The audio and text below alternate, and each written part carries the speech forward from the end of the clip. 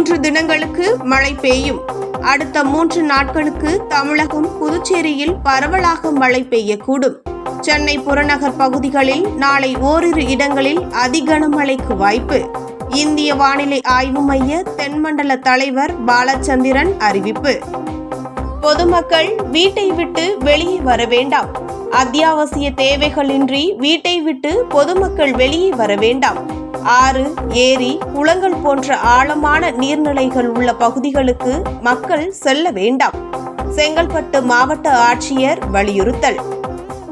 சென்னையில் பூங்காக்கள் மூடப்படும். புயல் எதிரொலியாக சென்னையில் பூங்காக்கள் மூடப்படும் என மாநகராட்சி அறிவிப்பு.